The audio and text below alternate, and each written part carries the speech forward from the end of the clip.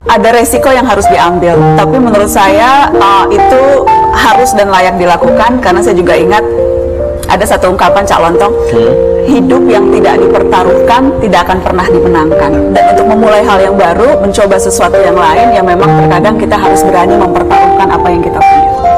Assalamualaikum warahmatullahi wabarakatuh. Bismillahirrahmanirrahim. Asyhadu an la ilaha illallah wa asyhadu anna Muhammadar Rasulullah. Allahumma shalli ala sayyidina Muhammad wa ala ali sayyidina Muhammad. Rabbi shrah li sadri wa yassir li amri wahlul 'uqdatam min lisani yafqahu qawli. Amin. Bismillahirrahmanirrahim. Salam hormatku, salam ta'zimku, salam kasih sayangku kepada para sahabat-sahabatku tercinta, jamaah Uripe Allah dimanapun Anda berada, baik yang ada di dalam ataupun yang ada di luar negeri. Semoga saya dan kita semua selalu di dalam petunjuk Allah Subhanahu wa ta'ala. Amin ya rabbal alamin. Sebelum kita awali kajian di pagi yang indah ini, marilah kita tetap kemahkan di dalam nyawa, kemahkan di dalam jiwa, kemahkan di dalam hati, kemahkan di dalam roh, kemahkan di dalam uripe Allah, kalimat-kalimat thayyibah. Subhanallah walhamdulillah wa la ilaha illallah wallahu akbar wa la hawla wa la quwwata illa billahil aliyyil azim. Alhamdulillahirabbil alamin. Pada kali ini ada pertanyaan dari sahabat kita. Mari kita dengarkan bersama-sama.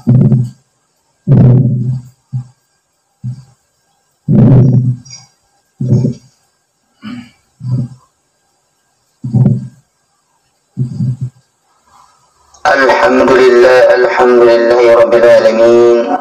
Saya sudah menonton video Akang berulang kali dan saya sudah mengerti. Sebenarnya saya sudah mengerti bahwa tidak ada yang ada di dalam hati kita selain nyata dan wujudnya Allah Subhanahu wa ta'ala.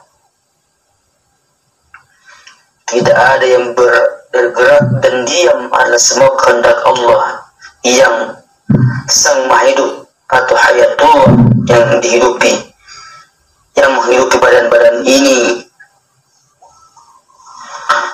Yang pertama saya mau tanyakan, bagaimana pengaplikasian di dalam syahadat kita. Kan dalam sholatul itu ada dua syahadat, syahadat tauhid dan syahadat rasul. Bagaimana pengaplikasiannya pada saat kita mengucapkan dua kali lima syahadat di dalam hati kita.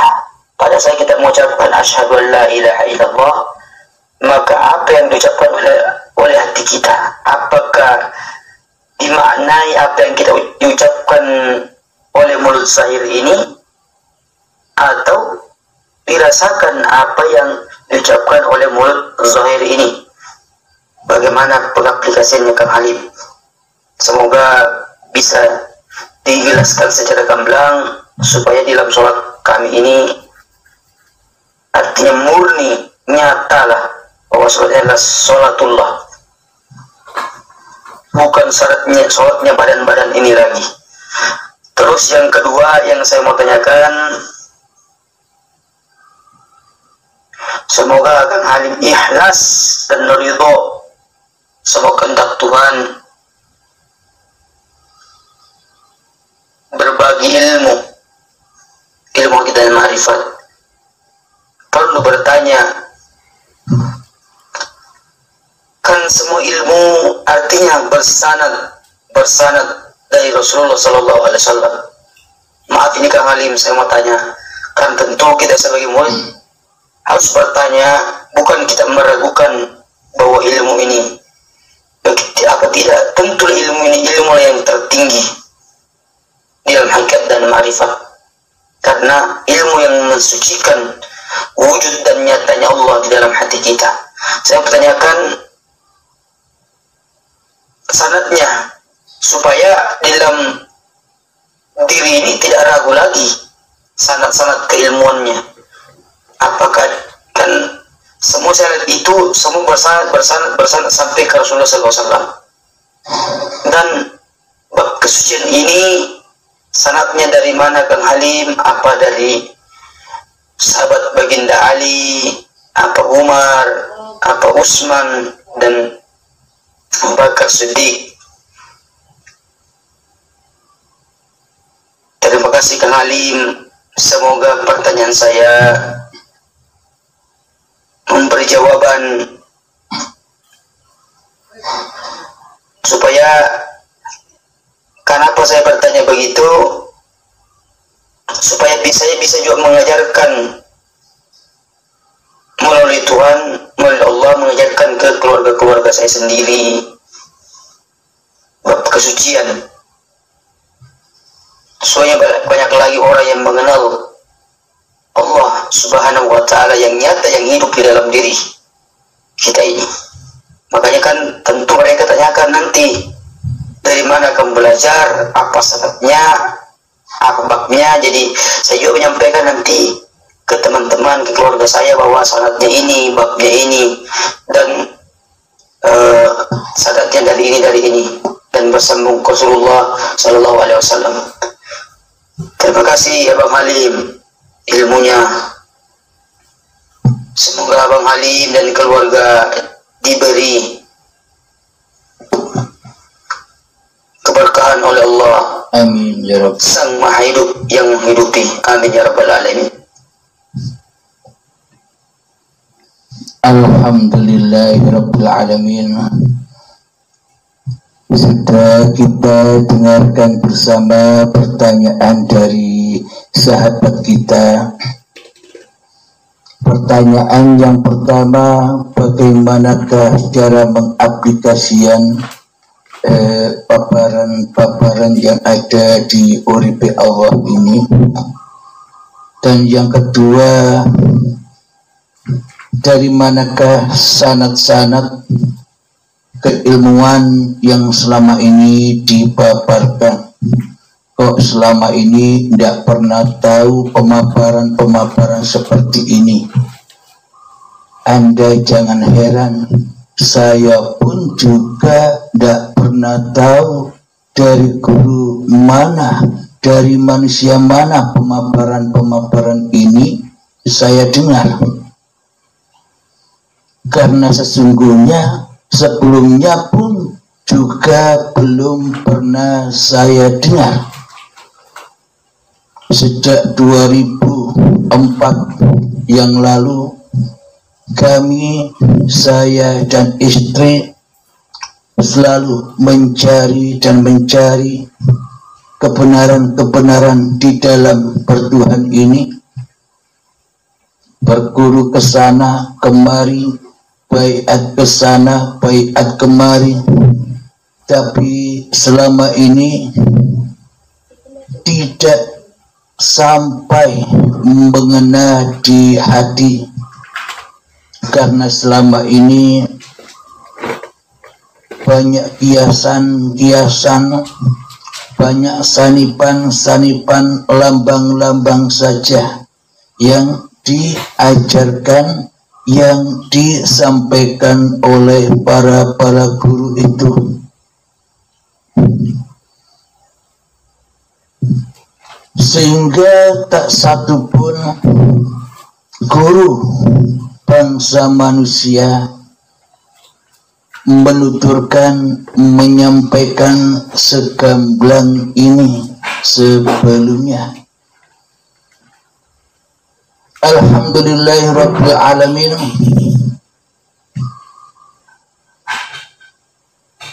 Setelah saya merasa bodoh di dalam memahami ilmu hakikat ma'rifat yang mana sulit untuk dimengerti dan dipahami, prasangka saya di dalam hati saya, apakah saking banyaknya dosa-dosaku, apakah saking banyaknya kemaksiatan-kemaksiatanku sehingga aku buta, sehingga aku tidak memahami kiasan-kiasan yang diberikan oleh sang guru bangsa manusia ataupun dari Al-Quran,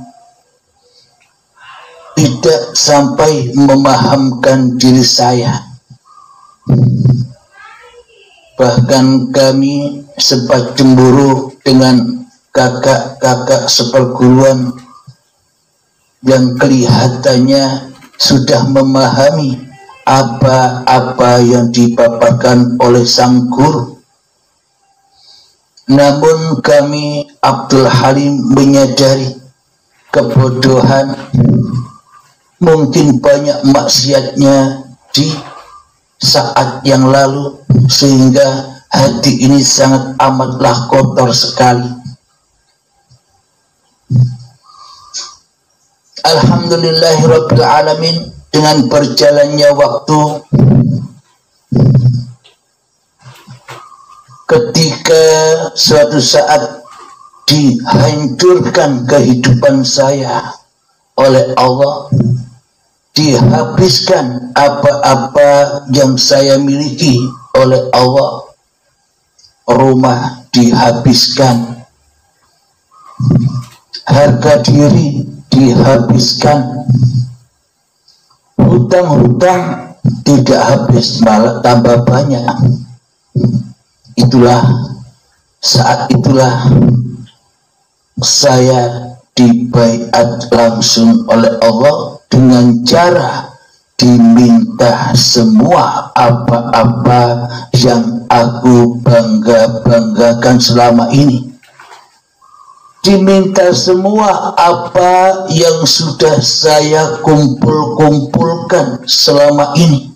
Semuanya total jenderal. Kendaraan motor diambil oleh siapa? Diambil oleh dealernya karena tidak kuat membayar. Kerjaan sudah tidak bisa lagi, rumah diminta oleh Allah, habis total.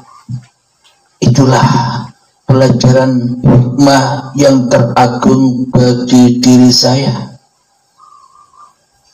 Ternyata di balik hikmah, ternyata di balik kiamat yang sesungguhnya, apapun yang kita miliki diambil paksa oleh Allah, itulah kiamat.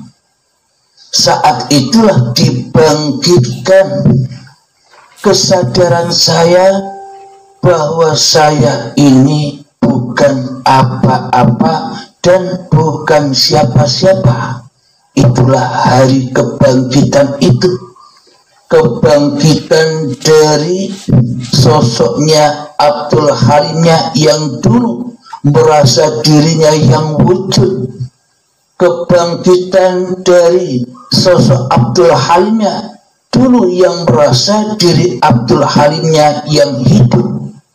Inilah kebangkitan, maknanya Abdul Halimnya, oh ternyata Abdul Halim itu bukan apa-apa dan bukan siapa-siapa di sisi Tuhannya. Inilah kebangkitan itu, bangkit kesadarannya bahwa tiada hal di alam semesta ini kecuali Allah. Tiada hal di alam raya ini kecuali uripe Allah. Jadi itulah yang dimaknai hari kebangkitan. Setelah hari kebangkitan tiba, maka berarti kan sudah melewati alam kematian. Jadi alam kematian itulah pintu syarat utama. Jadi penghancuran hak-hak milik yang selama ini diakui milik manusianya, itulah yang syarat agar diri manusianya buntung, tidak ada kekuatannya lagi setelah dihabiskan total jenderal apa-apa yang kita kumpulkan, setelah diinjak-injak harga diri, dicemooh, dihina. Tapi di balik itu semua ternyata ada hikmah. Allah kasih sayang pada kita semua di balik ujian dan penderitaan itu. Setelah bangkit kesadarannya, berarti kan bukan bangkit Abdul Halimnya. Sementara selama ini pemahaman kita, hari kebangkitan itu bangkit makhluknya, berarti ya bukan hari kebangkitan. Maknanya selama ini kan Abdul Halim tertidurnya di dalam keduniawiaannya, tertidurnya di dalam kewujudan Abdul Halimnya, tertidurnya di dalam kekuasaan Abdul Halimnya, tertidurnya di dalam Abdul Halim merasa hidup dan yang merasa bisa bersandiwara sendiri di atas dunia ini tanpa Tuhannya. Jadi Abdul Halimnya beraktivitas sendiri, Abdul Halimnya merasa bersendirian dengan segala amal dan ibadahnya, seolah-olah hanya Abdul Halimlah yang bisa mengerjakan apa-apa yang diinginkan oleh Abdul Halimnya di hatinya. Seolah-olah tanpa Tuhan Abdul Halim bisa hidup, seolah-olah tanpa Allah Abdul Halim bisa ngapa-ngapain. Sementara Allah sudah aku bunuh kehidupannya, sementara Allah sudah aku cabut rohnya. Padahal di dalam Al-Quran, kutiupkan rohku, kata Allah. Tapi mengapa selama ini aku cabut roh Tuhan sebagai rohku, sehingga aku akui roh itu aku.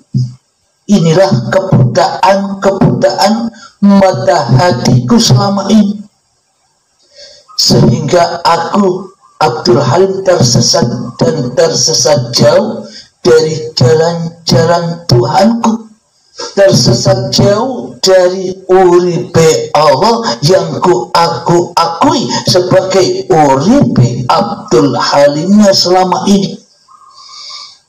Sehingga ku bangunlah solat-solatku, sehingga ku bangunlah ibadah-ibadahku, sehingga ku bangunlah solawatan-solawatanku, zikiran-zikiranku, kebaikan-kebaikanku.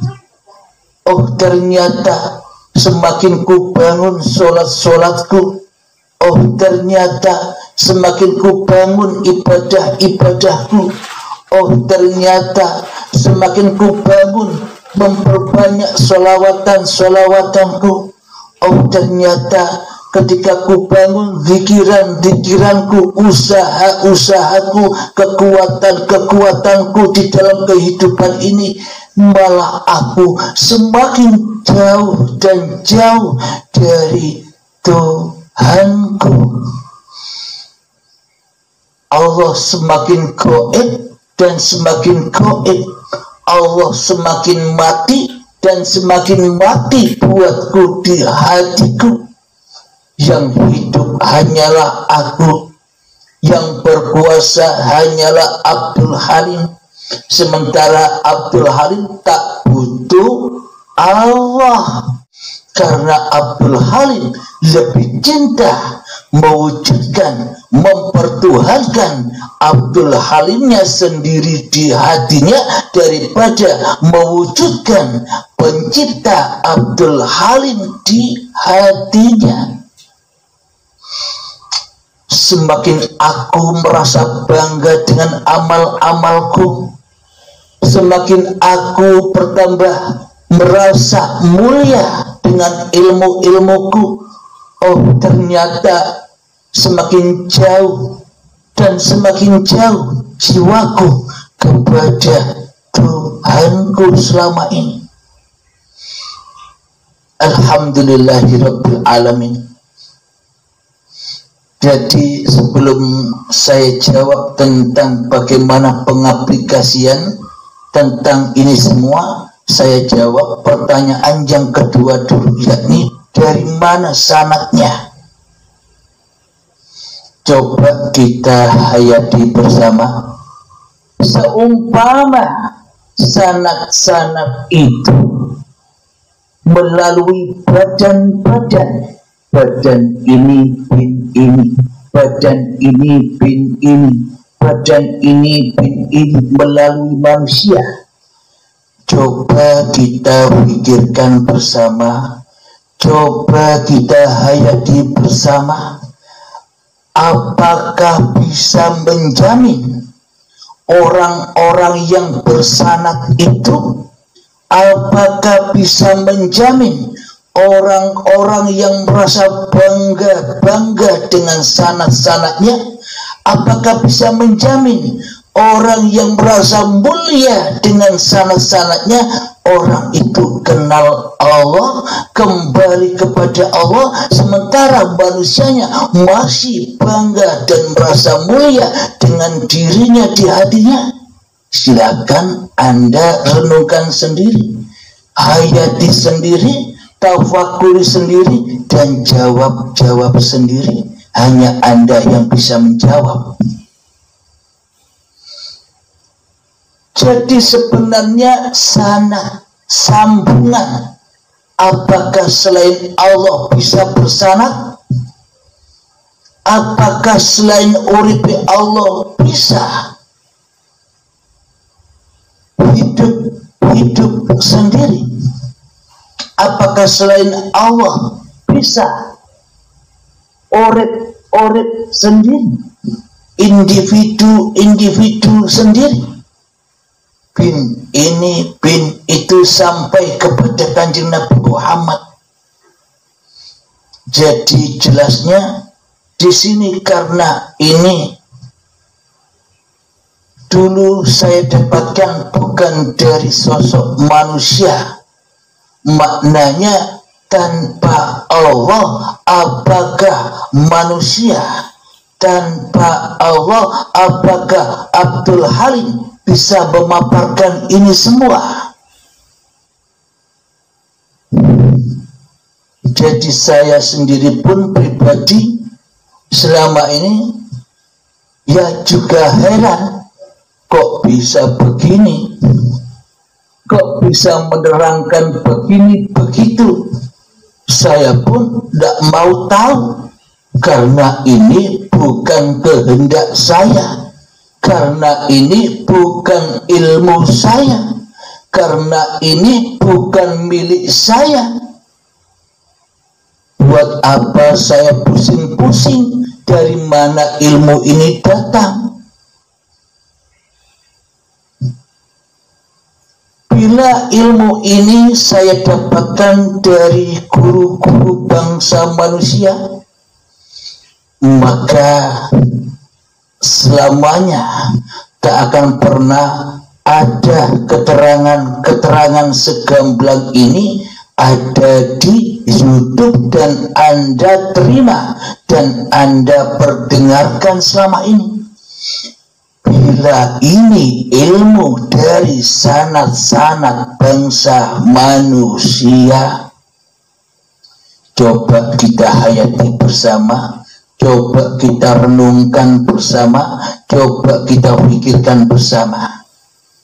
Bila ini ilmu dari manusia, berarti aku pun Abdul Halim pasti menyangka bahwa ilmu yang selama ini dipaparkan adalah ilmu Abdul Halimnya. Bila Abdul Halim ini merasa bangga dengan sanad-sanad manusia, coba Anda renungkan, bila ini ilmu dari Abdul Halimnya, kira-kira bisa tersampaikan secara umum seperti ini di YouTube.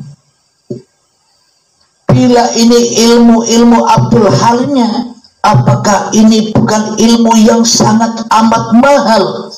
Meskipun ditukar dengan dunia diserupakan intan permata termahal pun tidak akan bisa mengganti ilmu Allah ini. Bila ini ilmuku Abdul Halim, bagaimana mungkin aku mengupas ini di YouTube? Mendingan ya saya simpan sendiri, saya bukukan dan akan saya jual dengan harga yang fantastik, dengan harga yang mahal, karena kupasan-kupasan ini tidak pernah didengar oleh manusia.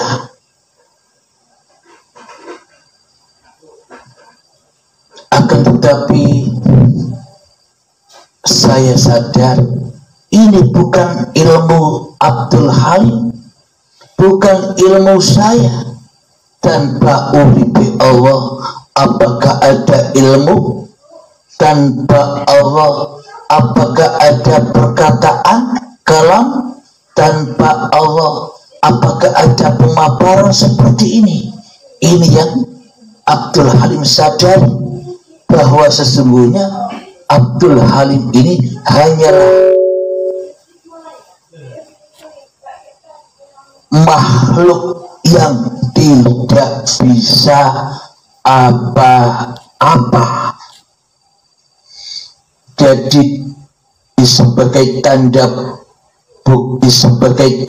bukti bahwa Abdul Halim ini bukan apa-apa dan bukan siapa-siapa, maka disebarlah, maka disampaikanlah ilmu-ilmu dari Allah secara gamblang semuanya, tanpa disembunyikan, dihantarkan semua kepada orang-orang yang memang benar-benar mencari. Yakni berhubung saya tidak punya santri, berhubung saya tidak punya murid, padahal ilmu ini wajib disampaikan kepada manusia yang mencarinya, maka jalannya ya lewat Facebook, maka jalannya ya lewat YouTube, agar bisa kita rasakan bersama bagi hamba-hamba Allah yang dikehendaki, yang dipilih oleh Allah untuk memahami jalan pulang kepada Allah. Jadi tentang jawaban tentang sanad, agar Anda bisa memilah, agar Anda bisa memahami sendiri.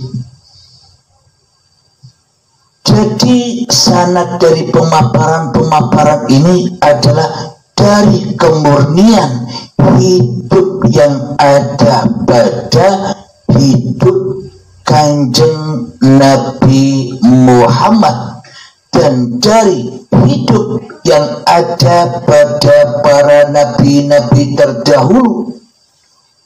Inilah sanad-sanadnya. Siapakah yang menghidupi para nabi dahulu? Siapakah yang menghidupi Kanjeng Nabi Muhammad dahulu? Siapakah yang menghidupi saya dan yang menghidupi Anda, kita semua saat ini? Apakah itu hidup yang sama atau hidup yang berbeda-beda? Bila kita belum Islam, ya anggapan kita hidup itu banyak. Karena di dalam hati kita tidak bertuhan, melainkan mentuhankan hawa nafsunya sendiri, sehingga menyangka hidup itu banyak. Itulah syirik, itulah mensekutukan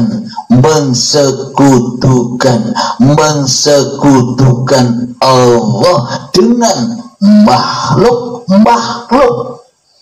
Akhirnya terjadilah sanad-sanad ini bin ini bin ini bin ini sampai kepada dasarnya Kanjeng Nabi Muhammad. Selama ini kan yang dibangga-banggakan, selama ini kan yang dimulia-muliakan hanyalah badan-badan manusianya.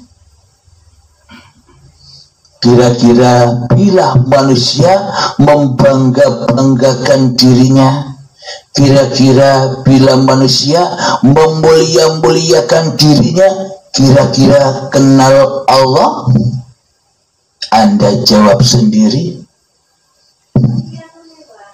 Jangankan membangga-banggakan dirinya dengan sanad-sanadnya, jangankan memulia-muliakan dirinya dengan sanad-sanadnya, ada setitik, ada sebijil darah kesombongan di dalam hati kita, maka jauh dari Allah. Silahkan Anda timbang-timbang sendiri, Anda hayati sendiri. Jadi bagaimanakah agar sanad kita sambung langsung kepada hidup yang menghidupi Kanjeng Nabi Muhammad sallallahu alaihi wasallam? Jadi bagaimanakah caranya sanad kita sambung kepada hidup yang ada pada Nabi Isa Al-Masih? Jadi bagaimana cara nyambung sanad hidup dengan hidup yang ada pada Nabi Musa, Nabi Dawud, Nabi Sulaiman, Nabi Ibrahim, Nabi Adam? Ya samakan frekuensinya. Tuhannya mereka para nabi itu siapa? Tuhannya para nabi dan rasul, Tuhannya Kanjeng Nabi Muhammad itu adalah La ilaha illallah. Ketika sudah tiada diri Muhammadnya, ketika sudah tiada diri Nabi Isanya, ketika sudah tiada diri Nabi Dawudnya, ketika sudah tiada diri Nabi Musanya, ketika sudah tiada diri Nabi Ibrahimnya di hatinya, kecuali hanyalah wujudnya Allah, itulah Tuhannya para nabi dan para rasul, serta Tuhannya Kanjeng Nabi Muhammad sallallahu alaihi wasallam. Di sini tidak memandang, di sini tidak membangga-banggakan jasad-jasadnya, tapi yang disampaikan atau yang dikupas di sini babakan hatinya. Karena iman Islam, karena beragama dan bertuhan itu bukan babakan syariat, bukan babakan badan-badania, bukan babakan sanad-sanadnya raga ini. Akan tetapi sanad-sanadnya, ceritanya uripe Allah yang menghidupi badan-badan ini. Alhamdulillahirabbil alamin. Kanjeng Nabi Muhammad, Nabi Isa Al-Masih, sewaktu hidupnya pernah berkata kepada para sahabatnya, wahai sahabat-sahabatku, jangan kau dewa-dewakan aku, jangan kau mulia-muliakan aku. Sudah jelas di sini. Jangan mendewa-dewakan badan-badannya para nabi. Jangan memulia-muliakan badannya para nabi dan rasul. Katanya Nabi Muhammad dan Nabi Isa Al-Masih, aku hanyalah manusia biasa seperti kamu semua. Akan tetapi aku diutus menyampaikan wahyu dari Tuhanku, menyampaikan kabar dari Tuhanku. Itu bedanya.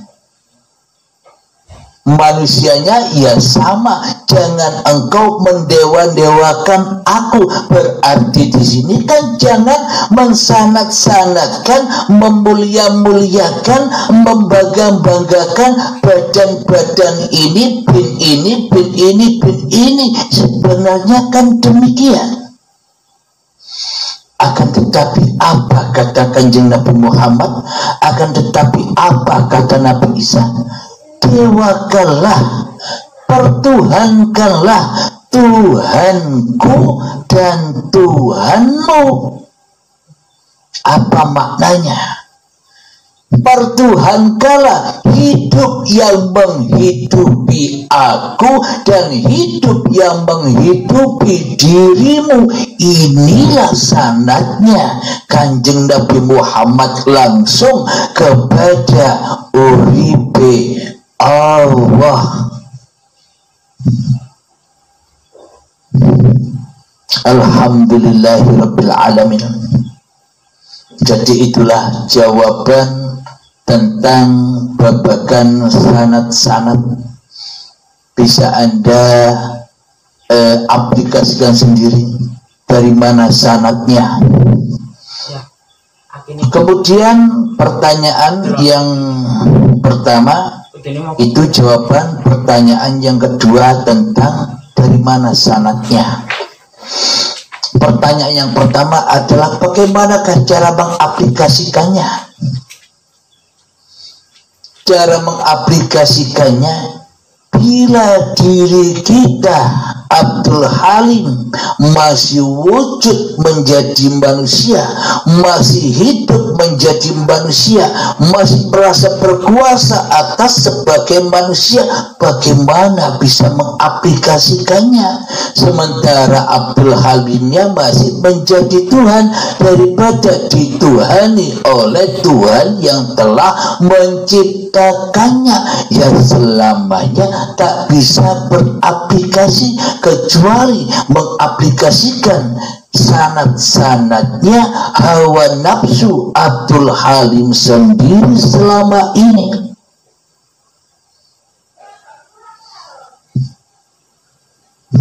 Jadi cara pengaplikasiannya ya kita belajar berperang dan berperang melawan diri sampai endingnya ketemu dengan akhir zaman.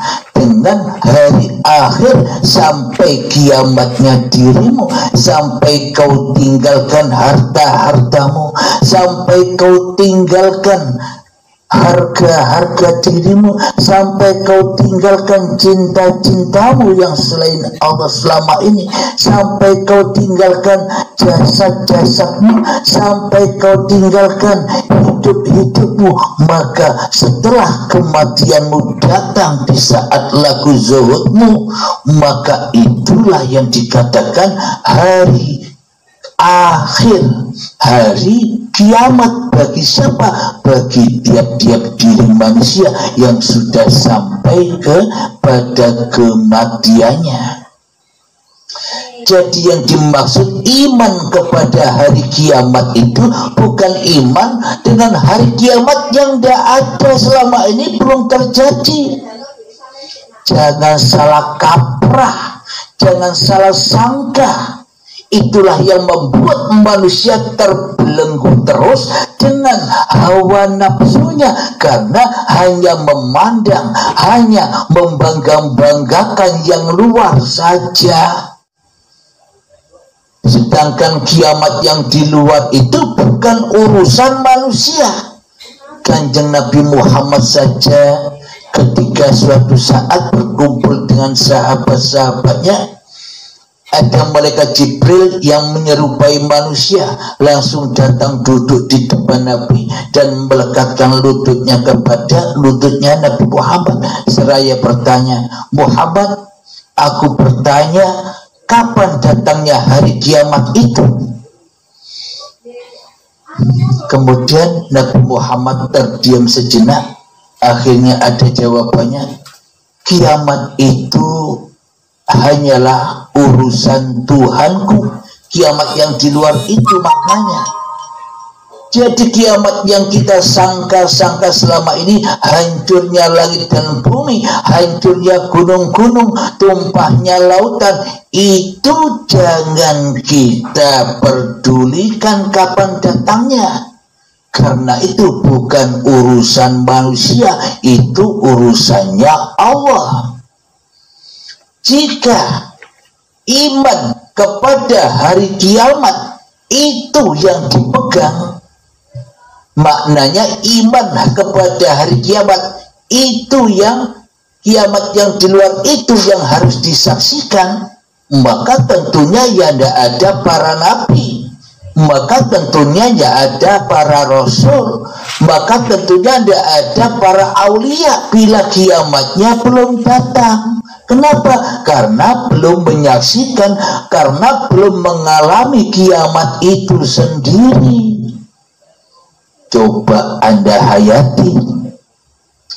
Oh, jadi kiamat-kiamat yang dimaksud Allah, iman kepada hari kiamat, maknanya apa?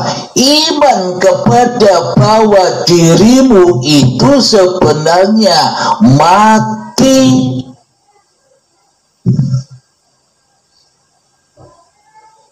Iman kepada hari akhir itu sebenarnya diri kita ini sebenarnya tak wujud, tak hidup, tak nyata, tak kuasa. Itu loh maknanya kiamat.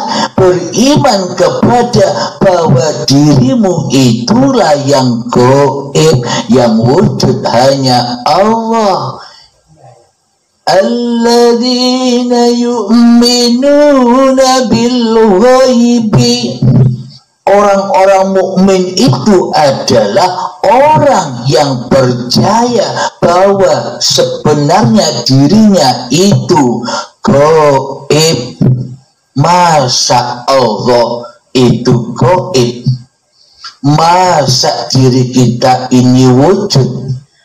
Berarti bila diri kita ini yang wujud, berarti selama ini kita belum masuk Islam, karena akidahnya bukan akidah agama Islam.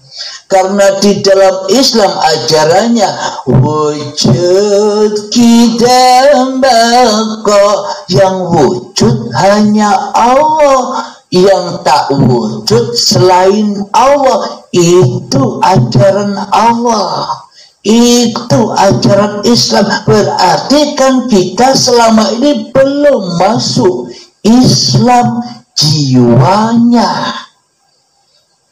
Yang diislamkan hanya sanad-sanad bajunya, yang dibangga-banggakan hanya sanad-sanad bajunya, yang dimulia-muliakan hanyalah bayang-bayangannya. Isinya tidak mulia, isinya najis selama ini. Bagaimana mungkin kita bisa mengaplikasikannya bila yang wujud di dalam hati kita masih manusianya daripada Tuhannya? Jadi yang dimaksud iman kepada hari akhir, iman kepada hari kiamat setelah diri kita mati di dalam baiat. Bila Anda bisa mematikan diri Anda sendiri, ya silahkan belajar sendiri tanpa guru, tanpa pembimbing. Tapi ada makalah belajar tanpa guru berarti syaitanlah yang menjadi gurunya. Itulah yang harus kita ingat. Alhamdulillahirabbil alamin. Jadi di dalam latih hening, latih mensunyikan diri itu jalan awal untuk kita berontak dari penjajahan selama ini di hati kita. Awal itu masih panjang perjalanannya hingga liang lahat sampai datang syakaratul mautnya manusia. Perang terus sampai mati. Kalau tidak kedatangan syakaratul maut, ya tidak akan selesai perang-perangnya. Maka dari itu, bila Anda sudah bosan capek berperang, ya bisa lewat jalan kilat, lewat pintu baiat. Alhamdulillahirabbil alamin.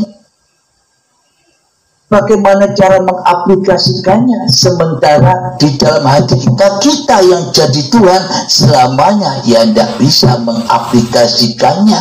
Wong yang dimatikan Tuhannya, dicabut roh Tuhanmu, dijadikan sebagai rohmu, maka berarti kita selama ini jadi Tuhan tidak terasa. Maka selama ini kita ngaku-ngaku jadi Allah tanpa kita sadari. Bila kita merampas rohnya Allah, bila kita merampas kehidupan Allah, bila kita merampas kekuasaan Allah, apakah bisa kita menyembah Allah?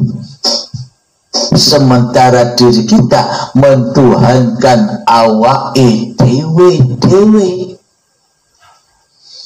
Inilah menyimpangnya diri kita kepada Allah selama ini.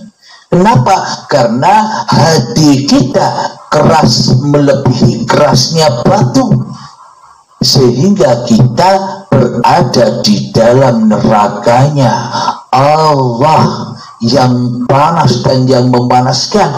Kita disibukkan, dipanaskan dengan urusan-urusan selain Allah, karena kita tidak menjadi hamba Allah, tapi menjadi hambanya setan, berkumpul setan. Kalau setannya tidak panas, kitanya yang panas. Diadu domba, dihadapkan, dibentar-benturkan dengan agama lain, dengan hukum-hukum yang lain yang tidak serasi dengan hukum yang kita miliki. Gampang kita diadu. Karena apa? Karena kita hambanya setan selama ini. Kita nurut kepada setan selama ini, ya gampang dirasuli oleh setan, ya gampang disuruh-suruh oleh setan. Karena kita selama ini tidak suka, tidak cinta menjadi Rasulullah. karena kita selama ini tidak cinta, tidak suka menjadi pesuruh-pesuruh Allah. Jadi syaratnya untuk menjadi Rasulullah, jadi syaratnya untuk menjadi pesuruh-pesuruh Allah, ya perang dulu, matikan dirimu, hancurkan dirimu, malamkan dirimu, heningkan dirimu, tiadakan dirimu di hatimu. Itulah iman kepada hari kiamat itu. Jadi ketika sudah datang hari kiamat, maka datanglah juga hari kebangkitan. Bangkitlah kesadaran di dalam bertuhan bahwa yang ada, yang wujud, yang hidup hanyalah Allah. Itulah yang dimaksud beramal soleh. Itulah yang dimaksud beramal kebajikan, hati yang sudah lillahi ta'ala, karena yang ada hanya Allah, karena yang kuasa hanya Allah, manusianya dan mati.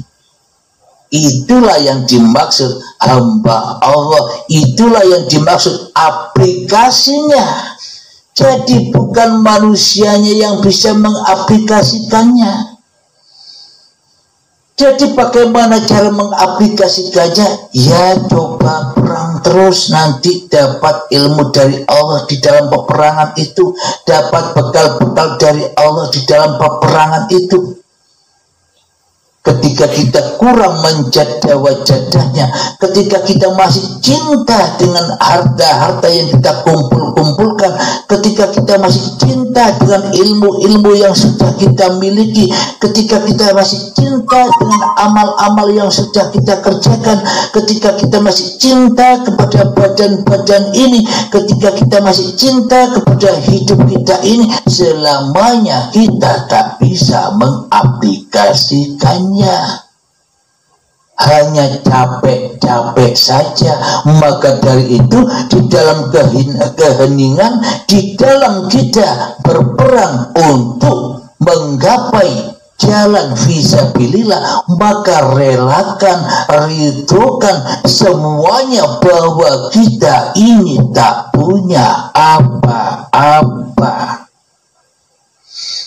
Ayo, mari kita buktikan, mari kita belajar, aplikasikan bahwa kita tak punya apa-apa. Mari kita latihan hening sejenak, 5 menit. Belajarlah masuk, belajarlah kiamat, belajarlah mati, karena syarat bertemu Allah, syarat berjumpa Allah, syarat menghadap Allah adalah dengan kiamat, dengan kematian. Wa nahnu aqrabu ilaihi min hablil warid, dan aku lebih dekat kepadamu daripada urat nadimu, daripada urat lehermu, daripada dirimu. Kata Allah, aku ini lebih dekat kepadamu daripada kamu. Maknanya apa? Bila kita ingin berjumpa dengan yang lebih dekat daripada kita, maknanya ya putus gunting urat nadimu. Ketika sudah mati dirimu, nyatalah siapa dia, penciptamu yang lebih dekat daripada dirimu sendiri di hatimu. Alhamdulillahirabbil alamin. Mari kita belajar mengkosongkan, mengheningkan, mensunyikan, memalamkan, mentiadakan, menghancurkan, mematikan, mengkiamatkan diri kita di hati kita. 5 menit saya tunggu. Silakan berperang, relakan, ridhokan, tinggal semuanya yang ada di luar itu, masuklah dengan telanjang ke dalam dirimu. Mengheningkan cipta, mulai. Bismillahirrahmanirrahim. Silakan, selamat berperang. Saya tunggu 5 menit.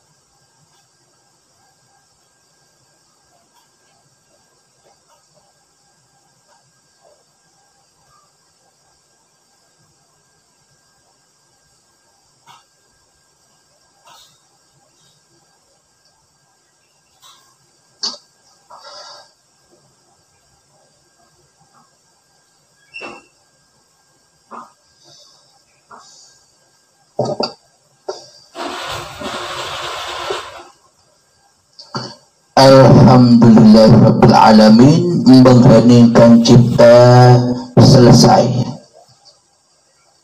Jadi bisa diceritakan pengalaman-pengalaman Anda di dalam berperang ini lewat admin 0822 45647438. Silahkan bila ada kejadian-kejadian yang aneh atau kejadian-kejadian yang perlu Anda tanyakan di dalam saat mengheningkan cipta itu, insya Allah kami jawab.